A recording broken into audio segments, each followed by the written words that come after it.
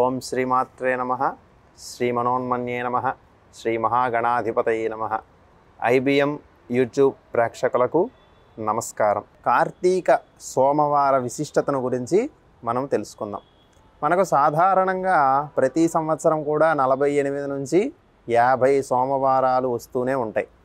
అయినప్పటికీ కూడా కార్తీక మాసంలో వచ్చేటటువంటి 4 సోమవారాలకు విశేషమైనటువంటి ఫలితాన్ని మనకు ఋషులు తెలియజేయడం అనేటటువంటిది జరిగింది.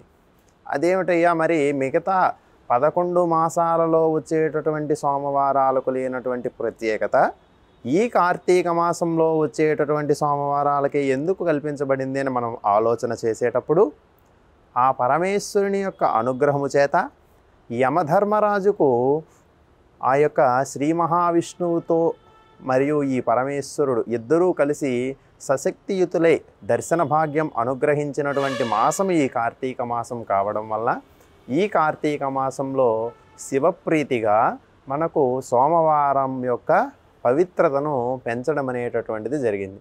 అసలు సోమవారం అంటే ఏమిటంటే ఈ యొక్క సౌమ సహిత వారముగా, అంటే సౌమ అంటే ఆ పరమేశ్వరుడు మరియు మా అంటే ఆ తల్లి పార్వతీమాత సమేతంగా కలిసినటువంటి వారముగా చెప్పబడింది.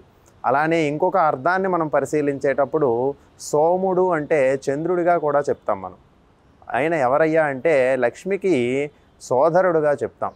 చంద్ర సహోదరి అనేటటువంటి నామంతో మనము శ్రీ మహాలక్ష్మిని అర్చిస్తూ ఉంటాం.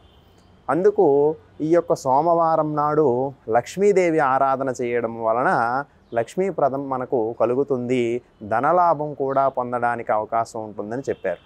అలాగే ఈ కార్తీక మాసంలో వచ్చేటటువంటి ఈ 4 సోమవారాలలో ఉపవాస ధర్మాలను పాటిస్తూ ఆ యొక్క పరమేశ్వరుని అనుగ్రహం కోసము చేసేటటువంటి ఏ చిన్న కార్యమైనప్పటికీ కూడా అది విశేషమైనటువంటి ఫలితాన్ని ఇస్తుందని మనకి చెప్పబడింది.